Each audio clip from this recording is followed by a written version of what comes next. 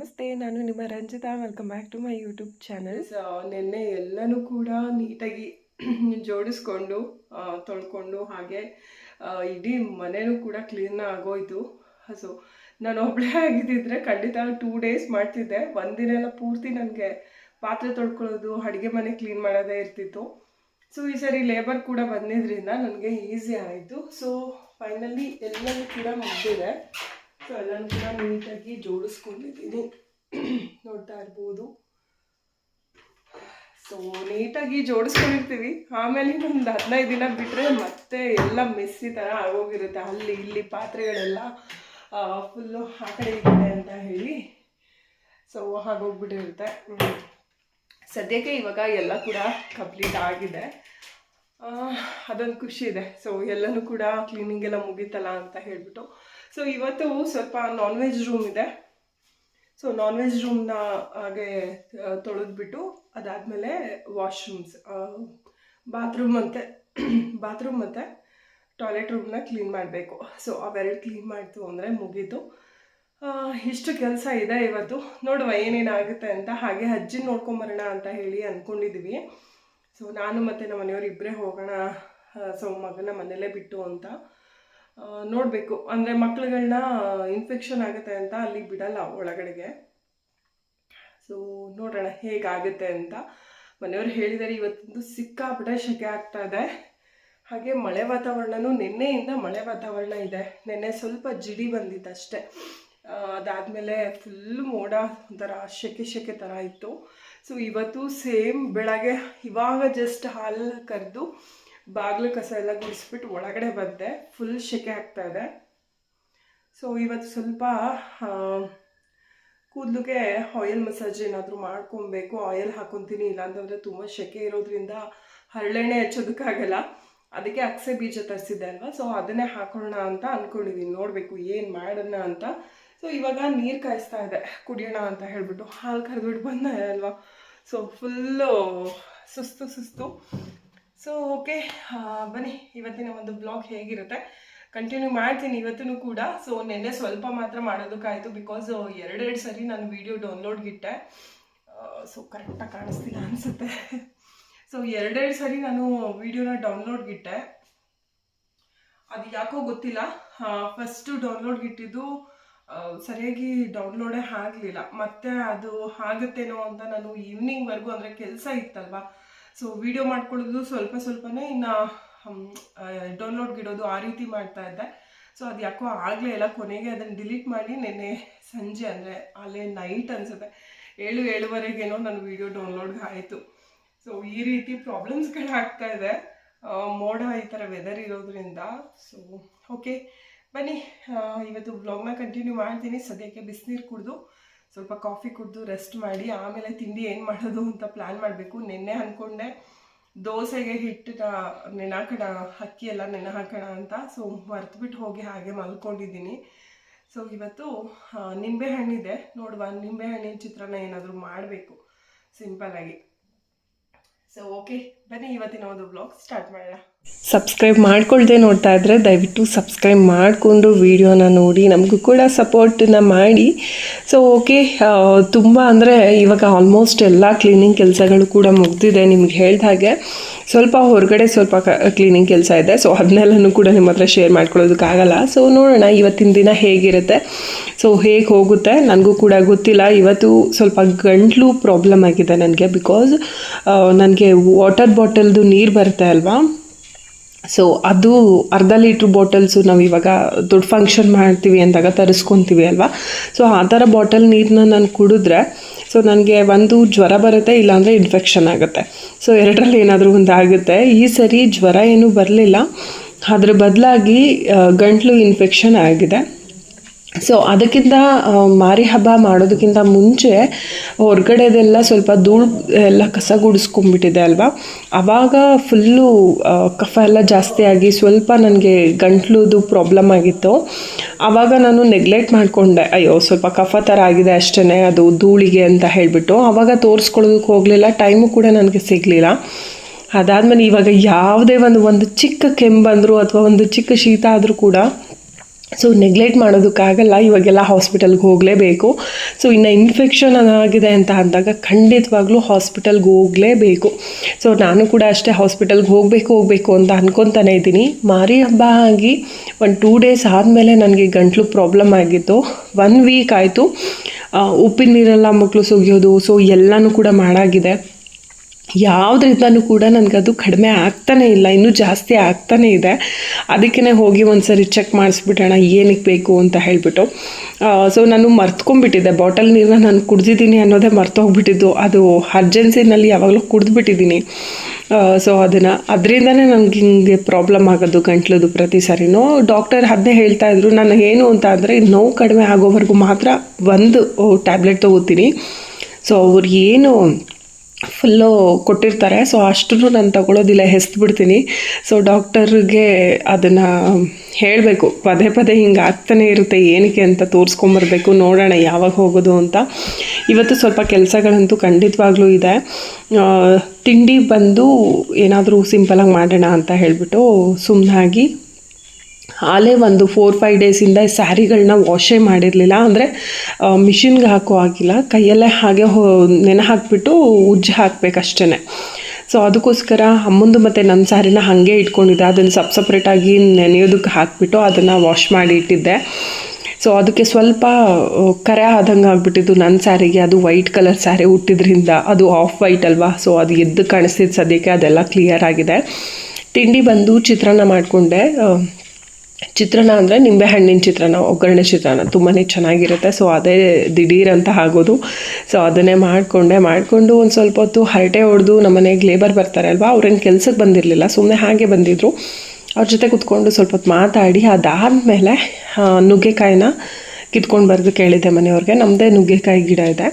So ಇವಾಗ season ಅಲ್ವಾ, ಹಾಗಾಗಿ ತುಂಬ ದಿವಸದಿಂದ ತಿನ್ನಬೇಕು. ಅದು ತುಂಬ ಬಲ್ತು ಬೀಜ ಎಲ್ಲ ಆಗುತ್ತೆ ಅಲ್ವಾ, ಆವಾಗ ತಿನ್ನೋದಕ್ಕೊಂಥರ ಅನಿಸುತ್ತೆ ನನಗೆ. ನಾನು ಫಸ್ಟ್ ಆಫ್ ಆಲ್ ನುಗ್ಗೆಕಾಯಿನೇ ತಿಂತಿರಲಿಲ್ಲ ಮೊದಲೆಲ್ಲ. ಇವಾಗೆಲ್ಲೋ ಹೆಲ್ತಿಗೆ ತುಂಬ ಒಳ್ಳೆಯದು. ಸೊ ಯಾವಾಗಲಾದರೂ 1 ಸರಿ 2 ಸರಿ ತಿನ್ನೋದ್ರಿಂದ ಏನು ಕಳ್ಕೊಳ್ಳೋದು ಅಂತ ಹೇಳಿಬಿಟ್ಟು ಇವಾಗ ತಿಂತಾಯಿದ್ದೀನಿ ಅಷ್ಟೇ. ಇಲ್ಲ ಅಂತಂದರೆ ಏನಾಗ್ಬಿಡುತ್ತೆ ಅಂತ ಅಂದರೆ ನಮ್ಮ ಮನೆಯವರು ಎಲ್ಲರಿಗೂ ದಾನ ಮಾಡಿಬಿಡ್ತಾರೆ. ನಾನು ತಿನ್ನೋದಿಲ್ಲ, ನಾನು ಮಾಡೋದೇ ಇಲ್ಲ ಅಂದರೆ ಸಾಕು. ಈ ಸರಿ ಬಿಟ್ಟಿರೋದೇ ಕಡಿಮೆ ಬಿಟ್ಟಿದೆ, ಏನಕ್ಕೆ ಅಂತ ಗೊತ್ತಿಲ್ಲ. ಸೊ ಬಿಟ್ಟಿರೋದೇ ಸ್ವಲ್ಪ ಕಡಿಮೆ ಬಿಟ್ಟಿತ್ತು. ಅದರಲ್ಲೂ ಒಬ್ಬರು ಬಂದು ಕೀಳಿಸ್ಕೊಂಡು ಹೋದರು. ಅದೇ ರೀತಿ ರೋಡ್ ಸೈಡಲ್ಲಿ ಇರೋದ್ರಿಂದ ಮರ, ಸೊ ಹೋಗೋ ಬರೋರೆಲ್ಲ ನೋಡ್ತಾ ಇರ್ತಾರೆ. ಯಾರ್ಗಾರು ಕಣ್ಣಿಗೆ ಬಿತ್ತು ಅಂತ ಅಂದರೆ ನಮಗೂ ಕೊಡಿ ಅಂತ ಬಂದು ಕಿತ್ಕೊಂಡು ಹೋಗ್ತಾ ಇರ್ತಾರೆ. ಕೆಲವೊಬ್ರಂತೂ ಕೇಳೋದೇ ಇಲ್ಲ, ಸುಮ್ಮನೆ ಕಿತ್ಕೊಂಡು ಹೋಗ್ತಿರ್ತಾರೆ. ಹಳ್ಳಿ ಕಡೆ ಹಿಂಗೇ ಕೇಳೋದೇ ಇಲ್ಲ, ಹೇಳೋದೂ ಇಲ್ಲ, ಸುಮ್ಮನೆ ಬಂದು ಕಿತ್ಕೊಂಡು ಹೋಗ್ತಾ ಇರ್ತಾರೆ. ಸದ್ಯಕ್ಕೆ ನಾವು ಏನಾದರೂ ನೋಡಿಕೊಂಡ್ರೆ ಬೆಟರು, ನೋಡ್ಕೊಳ್ಳಿಲ್ಲ ಅಂತಂದರೆ ಎಲ್ಲನೂ ಕಿತ್ಕೊಂಡು ಹೋಗ್ತಾ ಇರ್ತಾರೆ. ಸೊ ಅದಕ್ಕೆ ಸುಮ್ಮನೆ ಅಲ್ಲೇ ಬಿಟ್ಟರೆ ಇನ್ನೂ ಯಾರಾದರೂ ಬಂದು ಕಿತ್ಕೋತಾರೆ ಅಂತ ಹೇಳಿಬಿಟ್ಟು ನಾನೇ ಎಲ್ಲನೂ ಕೀಳಿಸ್ಕೊಟ್ಟೆ. ಹಾಗೆ ಲೇಬರ್ ಬಂದಿದ್ರು ಅಂತ ಹೇಳಿದೆ ಅಲ್ವಾ, ಆ ಅಮ್ಮಂಗೂ ಸ್ವಲ್ಪ ಕೊಟ್ಟು ಕಳಿಸ್ದೆ. ಅವರು ಕೂಡ ಸಾಂಬಾರೇನು ಮಾಡಿಲ್ಲ ಮನೇಲಿ ಅಂತ ಹೇಳ್ತಾಯಿದ್ರು. ಅದಕ್ಕೇ ಅವ್ರಿಗೂ ಒಂದು 4 ನುಗ್ಗೆಕಾಯಿನ ಕೊಟ್ಬಿಟ್ಟು ಕಳಿಸ್ದೆ.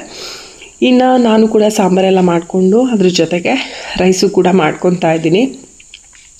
ಮಧ್ಯಾಹ್ನದವರೆಗೂ ಅದೇ ಹೇಳ್ದಾಗೆ ಸ್ವಲ್ಪ ಆ ಕಡೆ ಈ ಕಡೆ ಅಂತ ಎಲ್ಲ ಮಾತುಕತೆ ಮಾಡಿಕೊಂಡು ಸಾಂಬಾರು ಅಡುಗೆ ಎಲ್ಲ ಮಾಡೋದೇ ಆಗೋಯ್ತು. ಇನ್ನು ವಾಶ್ರೂಮ್ ಎಲ್ಲ ತೊಳೆದ ಮೇಲೆ ನಾನು ಹಾಗೆ ಸ್ನಾನಕ್ಕೆ ಹೊರಟೋಗ್ತೀನಿ, ಮನೆ ಒಳಗೆ ಮತ್ತೆ ಬರೋದಿಲ್ಲ.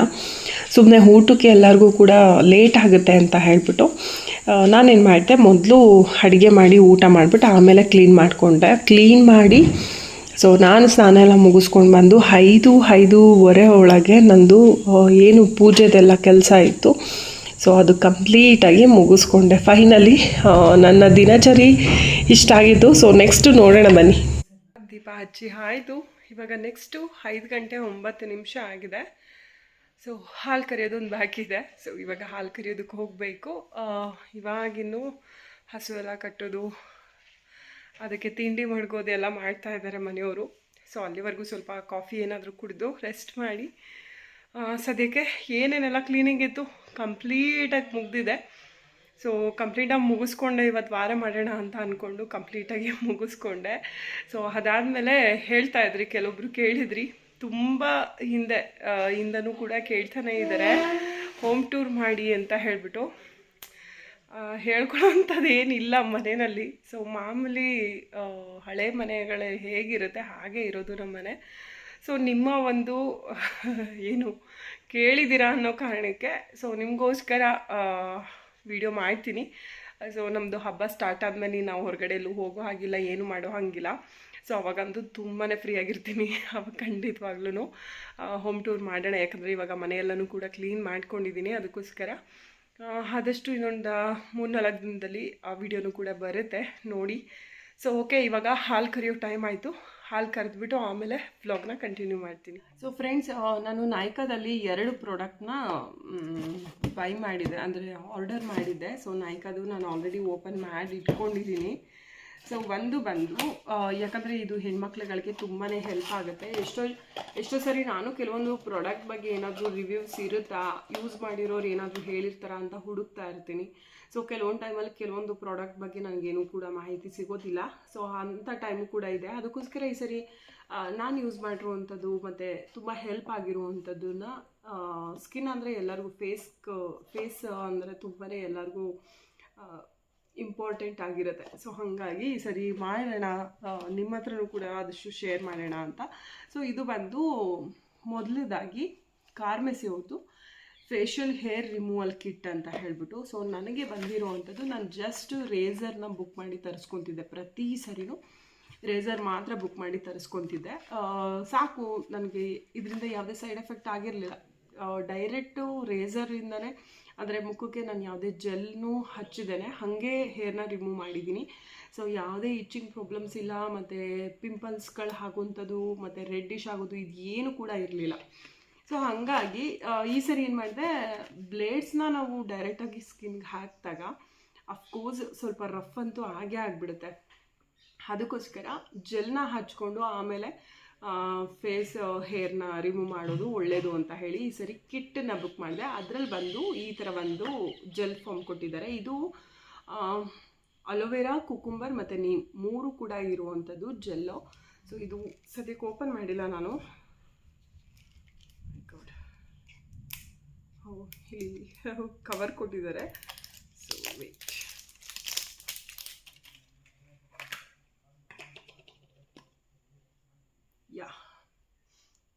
ಸಕ್ಕತ್ತಾಗಿದೆ. ನಾವು ಏನು ಐಬ್ರೋಸ್ ಮಾಡಿಸ್ಕೊಂಡು ಬರ್ತೀವಿ ಅಲ್ವಾ, ಆವಾಗ ತುಂಬಾ ಹೇರ್ ಉರಿತಾ ಇರುತ್ತೆ. ನಾವು ಇಲ್ಲೇ ಲೋಕಲ್ನಲ್ಲಿ ಮಾಡಿಸ್ಕೊಳ್ಳೋದ್ರಿಂದ ಅವರು ಒಂದು ಜೆಲ್ಲು ಕೂಡ ಹಚ್ಕೊಳ್ಳೋದು ಕೊಡಲ್ಲ. ನಮ್ಮದು ಮೊದಲೇ ತುಂಬ ರಫ್ ಇರುತ್ತೆ, ತಿಕ್ ಹೇರ್ ಬೇರೆ ನಮ್ಮದು, ಊದ್ಕೊಳಂಗೆ ಕಾಣ್ತಾ ಇರುತ್ತೆ. ಅವರು ಜೆಲ್ಲು ಕೂಡ ಕೊಡೋದಿಲ್ಲ. ಒಂದೊಂದು ಸರಿ ಬಂದು ಐಸನ್ನು ಹಚ್ಕೊಳ್ತಾ ಇರ್ತೀನಿ ನಾನು, ಅಷ್ಟು ಉರಿತಾ ಇರುತ್ತೆ ಅಂದ್ಬಿಟ್ಟು. ಸೊ ಇದನ್ನು ಖಂಡಿತವಾಗ್ಲೂ ಆ ಟೈಮಲ್ಲಿ ತುಂಬ ಯೂಸ್ ಆಗುತ್ತೆ ನನಗಂತೂ. ಸೊ ಇದು ನನಗೆ ತುಂಬ ಅಂದರೆ ತುಂಬಾ ಒಂದು ಏನಂತಾರೆ, ಯಾವುದೇ ರೀತಿ ಸೈಡ್ ಎಫೆಕ್ಟ್ ಇಲ್ದಿರ ನಾನು ಹೇರ್ ರಿಮೂವಲ್ ಇದರಿಂದ ಮಾಡಿದ್ದೀನಿ. ಎಲ್ಲ ಖಾಲಿಯಾಗಿತ್ತು. ಸೊ ಹಾಗಾಗಿ ಒಂದು ಬ್ಲೇಡನ್ನು ನಾನು ಏನಿಲ್ಲ ಅಂದರೂ ಒಂದು 5-6 ಸಲ ಮಾಡ್ಕೊಳ್ತಾ ಇರ್ತೀನಿ, ಅಂದರೆ ಅವಾಗವಾಗ ಮಾಡ್ತಾನೆ ಇರ್ತೀವಿ. ಸೊ ಹಾಗಾಗಿ ಒಂದೊಂದು ಬ್ಲೇಡ್ಸ್ನ ನಾನು ಒಂದು 5-6 ಸರಿ ಮಾಡ್ಕೊಂಡಿದ್ದೀನಿ ಅಂತ ಅಂದ್ಕೊತೀನಿ. ಓಕೆ, ಇನ್ನು ನೆಕ್ಸ್ಟ್ ಬಂದು ಇದು ನನ್ನ ಫೇವ್ರೇಟ್ ಮಾಯ್ಶ್ಚರೈಸರ್. ಸೊ ಇದು ನಾನು ಇಲ್ಲಿವರೆಗೂ ತುಂಬಾ dot and key moisturiser use ಮಾಡಿದ್ದೀನಿ. ಸೊ ಅದಾದಮೇಲೆ ಈಗ ಲಾಸ್ಟಲ್ಲಿ ಈಗ ಒಂದು 2 ಮಂತ್ಸ್ ಬ್ಯಾಕ್ ಒಂದು ಬೇರೆ ತರಿಸ್ಕೊಂಡೆ ಮತ್ತು ಮಾಯ್ಶ್ಚರೈಸರ್, ಅದು ಕೂಡ ಕಡಿಮೆದೇನೆ, ಒಂದು 250. ಸೊ ಅದೇ ಲಾಸ್ಟು, ಅದ್ರ ಮೇಲೆ ಕಾಸ್ಟ್ಲಿ ಇರೋಂಥದ್ದು ನಾನು ತೊಗೊಂಡಿರಲಿಲ್ಲ. ಬಟ್ ನ್ಯೂಟ್ರಿಜೆನಾ ಅಂತ ಹೇಳಿ ವಾಟರ್ ಜೆಲ್ ಇದು. ಸೊ ಇದು ಮಾಯ್ಶ್ಚರೈಸರು. ಸೊ ಬೆಳಗ್ಗೆ ಮತ್ತು ಸಾಯಂಕಾಲ 2 ಟೈಮು ಕೂಡ ಹಚ್ಕೊಳ್ಳೋ ಅಂಥದ್ದು. ಇದು ನಾನು ತುಂಬ ಹಿಂದೆ, ಈಗ 1-2 ಇಯರ್ ಬ್ಯಾಕ್ ಅಂತ ಅನ್ಕೊತೀನಿ, 1 ಇಯರ್ ಬ್ಯಾಕು ಅಥವಾ 2 ಇಯರ್ ಬ್ಯಾಕ್ ಇದನ್ನು ತರಿಸ್ಕೊಂಡು ಹಚ್ಕೊತಾ ಇದ್ದೆ. ಬಟ್ ತುಂಬ ಕಾಸ್ಟ್ಲಿ ಇದು. ಇದು ಬರೀ 50 ಗ್ರಾಮ್ ಇದೆ ಅಷ್ಟೇ. ಇದು 50 ಗ್ರಾಮ್ಗೆ 1150 ರೂಪಾಯಿ. ಇದು ಮನೆಯವರು ಬೈತಾಯಿದ್ರು, ಅಷ್ಟೊಂಥರ ನೀನು ಫೇಸ್ಗೆ ಅಷ್ಟೊಂಥರ ಕಾಸ್ಟ್ಲಿ ಇದು ಯೂಸ್ ಮಾಡಬೇಕಾ ಅಂತ. ಹಾಗಾಗಿ ಬಿಟ್ಟಿದ್ದೆ, ಯಾವುದಾದ್ರೂ ಒಂದು ಯೂಸ್ ಮಾಡೋಣ ಅಂತ ಹೇಳಿಬಿಟ್ಟು. ಸದ್ಯಕ್ಕೆ ಏನೂ ಕೂಡ ಆಗಿರಲಿಲ್ಲ. ಈ ಸರಿ ಏನಾಗಿತ್ತು ಅಂದರೆ, ಹೊರಗಡೆ ಎಲ್ಲ ಸ್ವಲ್ಪ ಹೋಗ್ತಿದ್ದೀನಿ, ಡಸ್ಟ್ ಆಗಿದೆ, ಹಾಗೆ ಟ್ಯಾನ್ ಆಗಿದೆ ನನ್ನ ಸ್ಕಿನ್ನು. ಸೊ ಹಾಗಾಗಿ ನೀವು ನೋಡ್ತಾ ಇರ್ಬೋದು ನನ್ನ ಫೇಸ್ಗೂ ಹಣೆಗೂ ಎಷ್ಟು ಇಲ್ಲಿ ಬ್ಲ್ಯಾಕ್ ಹಂಗೆ ಹೆಂಗಾಗಿದೆ ಅಂತ ಹೇಳಿ. ಸೊ ಹಾಗಾಗಿ ಇದು ಎಲ್ಲದಕ್ಕೂ ಕೂಡ ಒಂದು ಬೆಸ್ಟ್ ಸೊಲ್ಯೂಷನ್. ಎಷ್ಟು ಬ್ರೈಟ್ನೆಸ್ ಕೊಡುತ್ತೆ ಅಂದರೆ ಇದು ಯೂಸ್ ಮಾಡ್ತಾ ನಿಮಗೆ ಗೊತ್ತಾಗುತ್ತೆ. ಸೊ ಆವಾಗ ಯಾವುದೇ ಕಾರಣಕ್ಕೂ ಬೇರೆ ತರಿಸ್ಕೋಬೇಕು ಅನ್ನೋದು ಮನಸ್ಸಿಗೆ ಬರಲ್ಲ. ಇದೇ ಬೇಕು ಅನ್ನೋ ಥರ ಇರುತ್ತೆ. ಸೊ ನನಗೆ ತುಂಬಾ ಫೇವ್ರೇಟ್ ಇದು. ಬಟ್ ಇತ್ತೀಚೆಗೆ ಬಿಟ್ಟಿದೆ. ಇವಾಗ ಟ್ಯಾನ್ ಎಲ್ಲ ಆಗಿದೆ ಅಂತ ಹೇಳಿಬಿಟ್ಟು ಇದು ತರಿಸ್ಕೊಂಡೆ. ಇದು ನ್ಯೂಟ್ರಿಜೆನಾ ವಾಟರ್ ಜೆಲ್ ಅಂತ ಹೊಡಿದ್ರೆ ಸಾಕು ನಿಮಗೆ ಸಿಕ್ಬಿಡುತ್ತೆ. ಸೊ ಇಲ್ಲ ಅಂತಂದರೆ ನಾನು ಡಿಸ್ಕ್ರಿಪ್ಷನಲ್ಲಿ ಆದಷ್ಟು ಲಿಂಕ್ ಕೊಡ್ತೀನಿ. ನಾಯ್ಕಾದಲ್ಲಿ ಸಿಗುತ್ತೆ. ಇದು ಅಮೆಝಾನಲ್ಲೂ ಸಿಗಬಹುದು. ಬಟ್ ಬ್ಯೂಟಿ ಪ್ರಾಡಕ್ಟ್ ಏನೇ ತೊಗೊಳೋದಾದರೂ ನಾನು ನಾಯ್ಕಾದಲ್ಲೇ ತೊಗೊತೀನಿ. ಸೊ ಹಾಗಾಗಿ ಈ ಸರಿ ಎರಡೂ ಕೂಡ ಬುಕ್ ಮಾಡಿಕೊಂಡೆ. ಸೊ ಇವೆರಡು ಕೂಡ ನಿಮಗೆ ಹೆಲ್ಪ್ ಆಗ್ಬೋದು ಅಂತ ಹೇಳಿಬಿಟ್ಟು ಇವೆರಡರ ಬಗ್ಗೆನೂ ಕೂಡ ನಾನು ನಿಮ್ಮ ಹತ್ರ ತಿಳಿಸ್ಕೊಟ್ಟೆ. ಈ ಪ್ರಾಡಕ್ಟ್ ನಿಮಗೆ ಹೆಲ್ಪ್ ಆಗುತ್ತೆ ಅಂತ ಅಂದ್ಕೊತೀನಿ. ಸೊ ಖಂಡಿತವಾಗ್ಲೂ ಟ್ರೈ ಮಾಡಿ ನೋಡಿ, ತುಂಬಾ ಚೆನ್ನಾಗಿದೆ. ಸೊ ಓಕೆ, ಇವತ್ತಿನ ಒಂದು ವ್ಲಾಗ್ ನಿಮ್ಮೆಲ್ಲರಿಗೂ ಕೂಡ ಇಷ್ಟ ಆಗಿದೆ ಅಂತ ಭಾವಿಸ್ತೀನಿ. ಇಷ್ಟ ಆಗಿದ್ರೆ ಲೈಕ್, ಶೇರ್, ಕಮೆಂಟ್ ಮಾಡಿ. ಸಬ್ಸ್ಕ್ರೈಬ್ ಮಾಡ್ಕೊಳ್ದೆ ನೋಡ್ತಾ ಇದ್ದರೆ ದಯವಿಟ್ಟು ಸಬ್ಸ್ಕ್ರೈಬ್ ಮಾಡಿಕೊಂಡು ಸಪೋರ್ಟ್ ಮಾಡಿ. ಸೊ ಮತ್ತೆ ಮುಂದಿನ ವ್ಲಾಗಲ್ಲಿ ಸಿಗೋಣ. ಅಲ್ಲಿವರೆಗೂ ಟೇಕ್ ಕೇರ್ ಆ್ಯಂಡ್ ಬಾಯ್.